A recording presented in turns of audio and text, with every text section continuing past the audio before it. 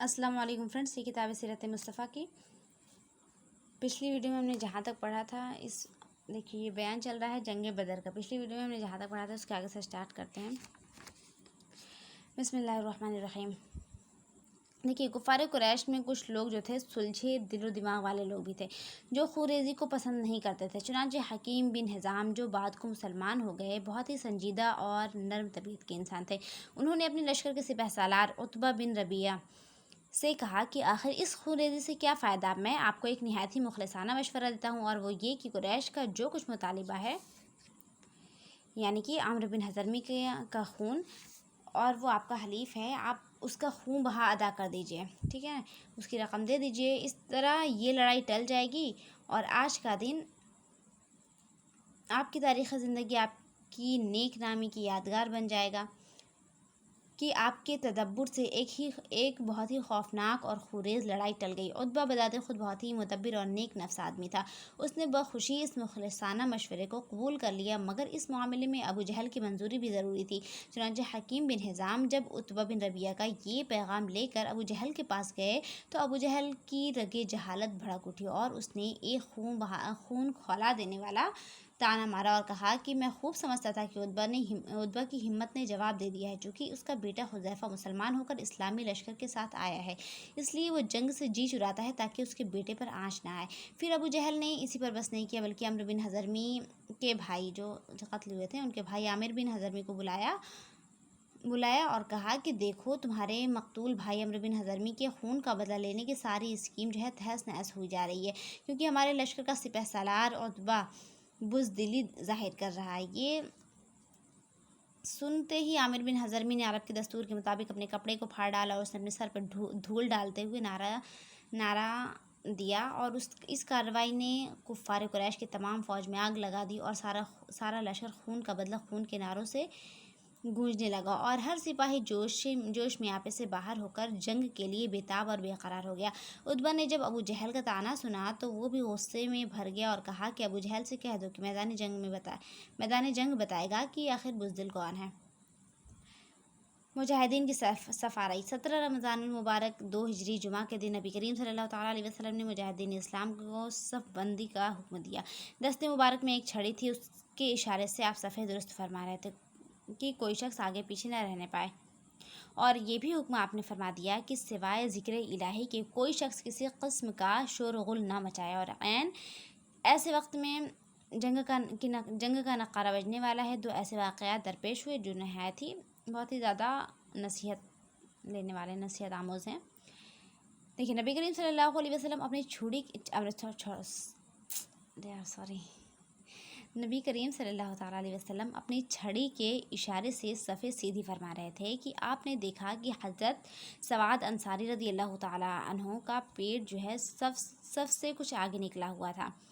आपने अपनी छड़ी से उनके पेट पर थोड़ा मारा और फरमाया कि ए सवाद, सीधे खड़े हो जा।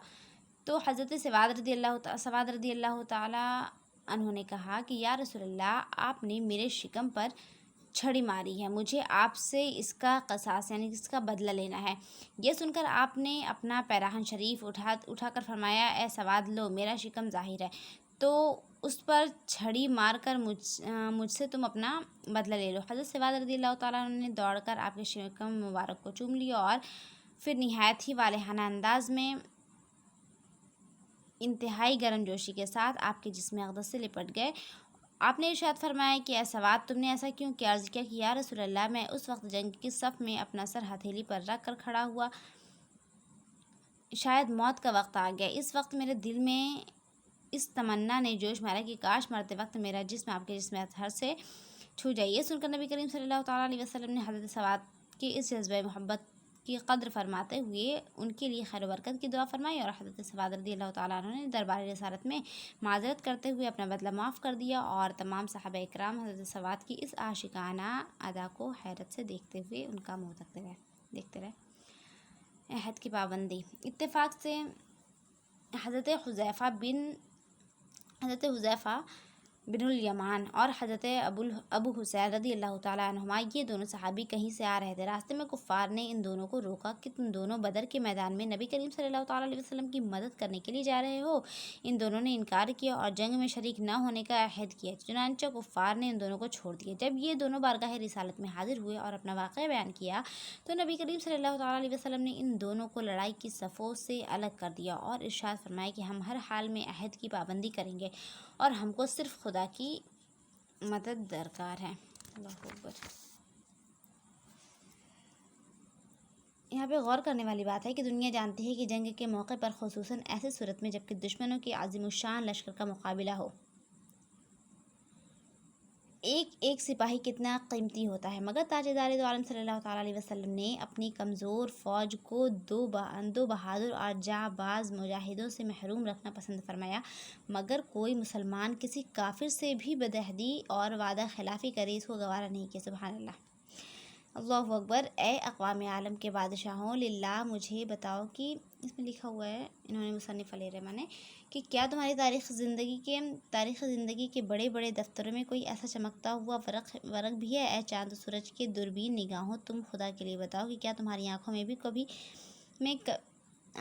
بھی کبھی صفحۂ ہستی پر پابندی عہد کی کوئی ایسی مثال دیکھی ہے؟ خدا کی قسم مجھے یقین ہے کہ تم اس کے جواب میں نہیں کے سوا کچھ بھی نہیں کہہ سکتے۔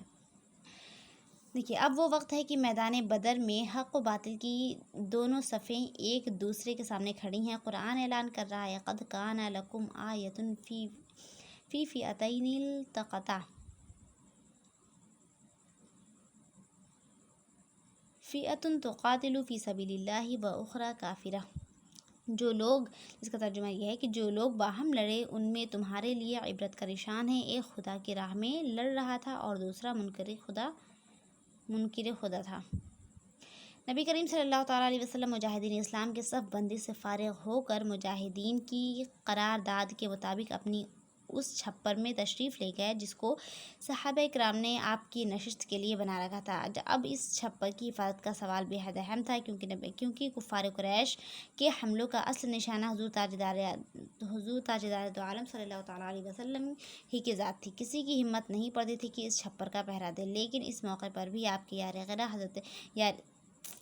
غار حضرت صدیق اکبر رضی اللہ تعالیٰ عنہ ہی کی قسمت میں یہ سعادت، یہ خوش نصیبی لکھی تھی کہ وہ ننگی تلوار لے کر اس جھوپڑی کے پاس ڈٹے رہے اور حضرت سعد بن معاذ رضی اللہ تعالیٰ عنہ بھی چند انصاریوں کے ساتھ اس چھپر کے گرد پہرا دیتے رہے۔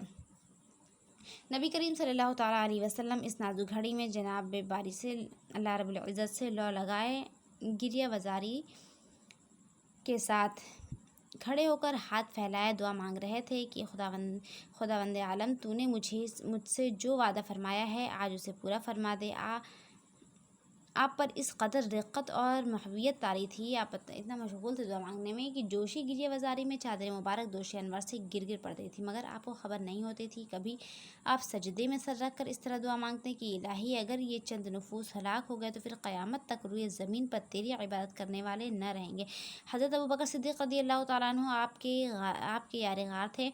آپ کو اس طرح بے قرار دیکھ کر ان کے دل کا سکون اور قرار جاتا رہا اور ان پر رقت طاری ہو گئی، اور انہوں نے چادر مبارک کو اٹھا کر آپ کے مقدس کندھے پر ڈال دی اور آپ کے دستے مبارک تھام کر بھرائی ہوئی آواز میں بڑے ادب کے ساتھ عرض کیا کہ یا رسول اللہ، آپ بس کیجیے، خدا ضرور اپنا وعدہ پورا فرمائے گا۔